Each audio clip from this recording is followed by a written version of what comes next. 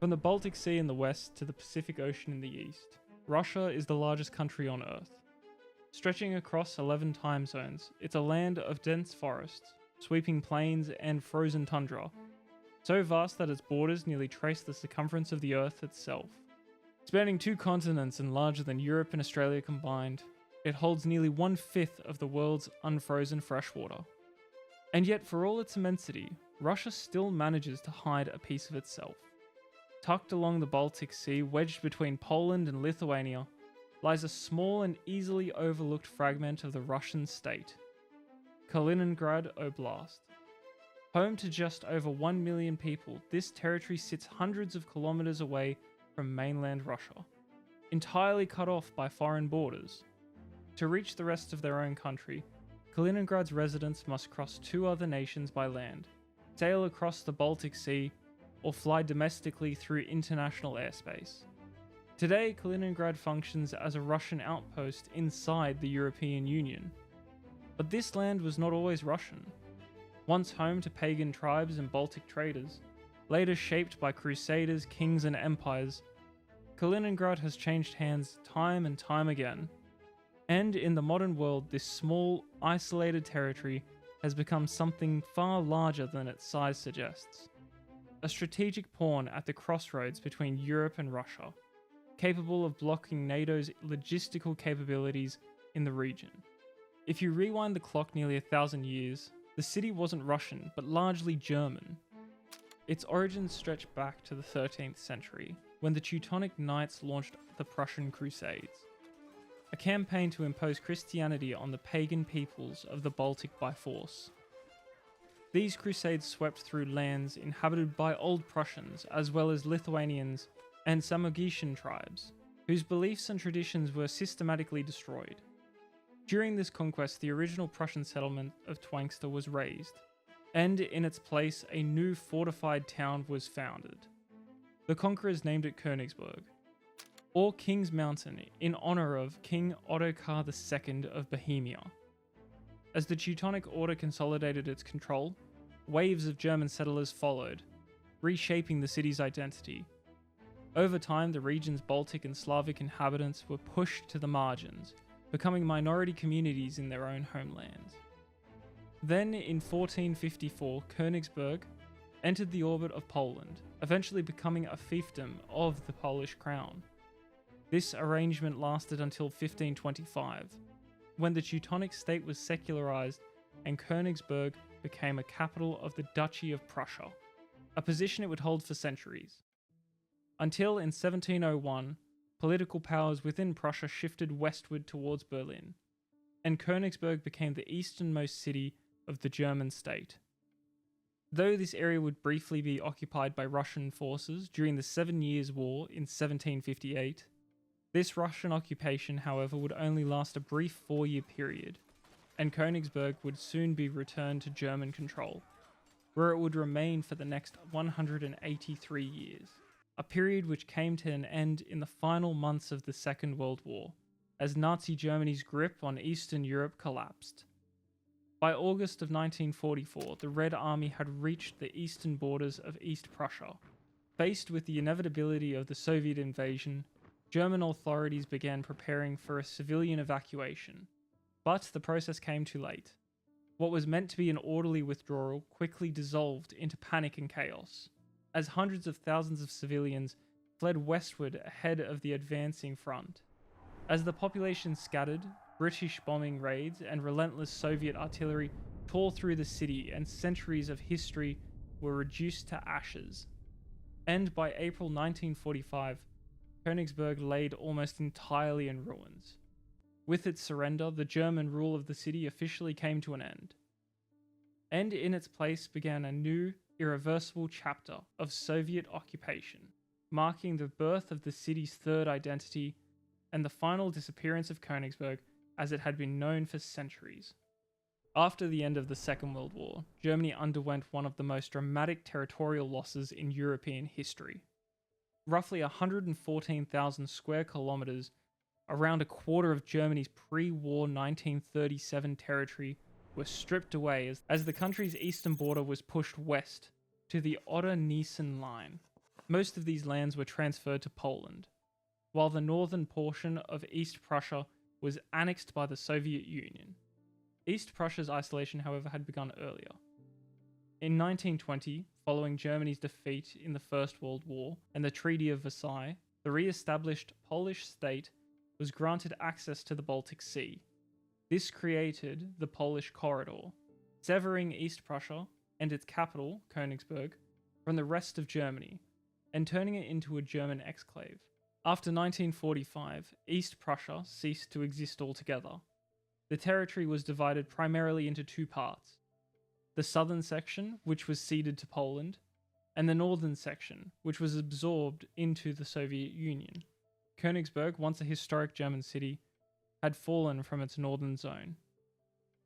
And in 1946, it was renamed Kaliningrad, in honor of the Bolshevik revolutionary Mikhail Kalinin, marking a deliberate break from the city's German past. This renaming was then followed by a sweeping demographic transformation. The remaining hundreds of thousands of ethnic Germans were forcibly expelled, bringing centuries of German presence in the region to an abrupt end. And in their place, settlers from the Russian, Ukrainian, and Belarusian Soviet republics were moved into the area between 1946 and the early 1950s. The aim was clear: to de-Germanify and Russify the territory, ensuring permanent Soviet control. By the early Cold War, Kaliningrad had been fully absorbed into the Russian Soviet Republic, no longer Königsberg, and no longer German, but a reshaped city built atop the ruins of its past. And by 1950, the territory now known as Kaliningrad Oblast had been formally incorporated into the Russian Soviet Socialist Republic. Although geographically separated from the Russian mainland, it functioned as an internal exclave within the broader framework of the Soviet Union. Surrounded by the Latvian, Lithuanian, Estonian, and Belarusian Soviet republics, Kaliningrad's isolation carried little practical consequences at the time. All surrounding territories were governed from Moscow. Borders were administrative rather than international, and movement within the Soviet bloc was tightly controlled. Kaliningrad's placement under Russian rather than Baltic administration was likely deliberate. The Baltic republics, Lithuania, Latvia, and Estonia, had only recently been absorbed into the Soviet Union, following their occupation by the Red Army in 1940. That occupation stemmed from the Molotov-Ribbentrop Pact of 1939, in which Nazi Germany and the Soviet Union secretly divided Eastern Europe into spheres of influence. Under the agreement, the Baltic states were assigned to the Soviet sphere, and so Moscow soon followed with ultimatums, demanding the stationing of Soviet troops and the installation of pro-Soviet governments. When these demands were met with resistance, Red Army forces entered the region in June of 1940, dismantling the existing governments and formally annexing the states into the USSR. Given this recent contested incorporation, Joseph Stalin appeared to have distrusted the Baltic republics, particularly Lithuania. Retaining Kaliningrad under direct Russian administration reduced the risk of nationalist sentiment or political instability affecting such a strategically important territory. The region housed key military infrastructure and offered the Soviet Union valuable access to the Baltic Sea, assets Stalin was unlikely to place under Baltic control. This arrangement, however, was later reconsidered. In the 1950s, Stalin's successor, Nikita Khrushchev, reportedly proposed transferring Kaliningrad Oblast to the Lithuanian Soviet Socialist Republic. Lithuanian authorities, however, declined the offer. Absorbing Kaliningrad would have meant incorporating nearly 1 million residents, many of them recent Russian settlers, dramatically altering Lithuania's demographic balance. Had the transfer have occurred, ethnic Russians could have made up nearly 1/3 of the Lithuanian Republic's population, a shift Lithuanian leaders were likely unwilling to accept. Following the Second World War, the Soviet Union identified Kaliningrad as a strategically vital naval base. Its ice-free port and access to the Baltic Sea made it essential to Soviet security, and the city was closed to outsiders and rebuilt as a model Soviet center. Decades later, as the Iron Curtain fell and Germany reunified in 1990, the Soviet Union itself began to collapse. Former Soviet republics regained independence, but Kaliningrad remained under Moscow's control. With the USSR's dissolution in 1991, the Russian Federation inherited the region, now fully detached from the Russian mainland and transformed into a true exclave. In 2010, the German news magazine Der Spiegel published a report claiming that in the aftermath of the Soviet Union's collapse, the Russian Federation had quietly offered to return Kaliningrad to Germany during this period of reunification. The claim attracted significant attention. However, it has since been denied by Mikhail Gorbachev, the Soviet leader at the time, who stated that no such formal offer was ever made. As a result, the story remains unverified and controversial, and even if such an offer had existed, it is likely unlikely that Germany would have ever accepted it. In 1990, West Germany was engaged in delicate negotiations with the former Allied powers of the Second World War, the United States, the United Kingdom, France, and the Soviet Union, to secure approval for reunification. Many European leaders viewed the prospect of a unified Germany with deep suspicion, fearing the return of a powerful state at the centre of Europe. The British Prime Minister at the time, Margaret Thatcher, was openly opposed to the reunification, warning that it could become the first step toward Germany reclaiming territory lost after 1945. Similar concerns were shared in Paris, where French leaders urged Gorbachev to restrain German ambitions. To overcome this resistance and reassure its neighbours, Germany made far-reaching legal and diplomatic commitments. Through the Treaty on the Final Settlement, Germany formally defined itself as a unified state, consisting only of West Germany, East Germany, and Berlin, explicitly renouncing any future territorial claims. And in a separate agreement with Poland, Germany permanently recognized the Oder-Neisse line as its eastern border, abandoning all claims to lands further to the east. Germany also bound itself politically by rejecting any future expansion through external ascension. These commitments made the acceptance of Kaliningrad legally, diplomatically, and politically impossible. In this context, even a hypothetical offer would have posed an unacceptable risk to European stability and Germany's hard-won reunification. By the 1990s, Kaliningrad bore little resemblance to the Königsberg of the 1930s. Decades of war, expulsion, and Soviet reconstruction had transformed the city demographically, culturally, and economically. Accepting such a territory would have posed Germany with the same challenges that had led Lithuania to decline a proposed transfer of Kaliningrad in the Soviet era. Most notably, the absorption of a large predominantly Russian population with little historical or political connection to the German state. If Russia had indeed floated the idea of returning Kaliningrad, it may have been intended to test or destabilize Western Europe.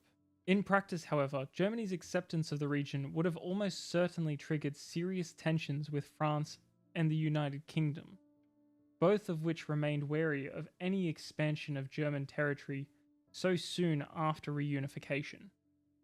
Stability, not revision, had become the foundation of a post-Cold War Europe, and as a result, Kaliningrad remained firmly under Russian control. Following the dissolution of the Soviet Union in 1991, Kaliningrad was left fully isolated from Russia's main landmass, officially becoming an exclave located hundreds of kilometers from Moscow. To mitigate the economic risks of this isolation, the Russian government designated the region a special economic zone, offering tax exemptions and relaxed regulations in an attempt to transform Kaliningrad into a kind of Russian Hong Kong. These ambitions, however, were short-lived, as Poland and Lithuania moved decisively westward, joining NATO and the European Union by 2004. Kaliningrad became increasingly cut off, both economically and politically, tightening its dependence on Moscow, while placing it ever closer to the heart of Europe. Following Russia's annexation of Crimea in 2014, Kaliningrad found itself on the front line of a new geopolitical reality. The European Union and the United States imposed sweeping sanctions on Russia, and Kaliningrad's greatest advantage, its close proximity to European markets, was rapidly transformed into a liability. Trade routes tightened, cross-border commerce declined, and many of the tax incentives that had once cushioned the region's economy were reduced or eliminated. As a result, living standards stagnated, with the average monthly wages in Kaliningrad falling to roughly $400 to $600 per month, well below the Russian national average of around $1,300. Economically, Kaliningrad has never been central to Russia's prosperity. The region contributes less than 1% to Russia's total GDP, meaning its loss would have little direct financial impact on Moscow. Yet, Kaliningrad's value to the Russian state has never been measured in economic terms. Instead, it is prized for its strategic and military significance. Situated deep within Europe, the Exclave offers Russia a rare forward position from which to project power and monitor NATO activity along the Baltic Rim. Kaliningrad hosts critical military infrastructure, including air bases capable of supporting the Russian Air Force and ice-free ports at Kaliningrad and Baltijsk, which serve as the home to the Baltic Fleet. In a potential conflict with the West, the region could function as an early warning outpost, a launch point for air or missile operations, and a means of contesting control of the Baltic Sea. This role has only grown in importance as the Baltic Sea has increasingly come under NATO dominance, particularly following Finland's ascension to NATO in 2023 and Sweden's in 2024.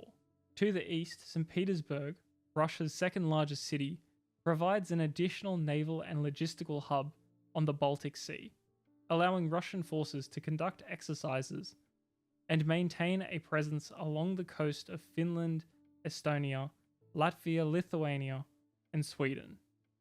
Together, these positions form a layered defensive and offensive posture in northern Europe. Finally, Russia's close alliance with Belarus adds another critical dimension. Through Belarusian territory, Russian forces could threaten the narrow Suwalki Gap, a stretch of land roughly 65 kilometers wide, separating Kaliningrad from Belarus. Control of this corridor would allow Russia to isolate the Baltic states from the rest of NATO, underscoring why Kaliningrad remains, above all else, a strategic linchpin in Moscow's calculations. Kaliningrad's story is not simply one of borders redrawn or flags replaced.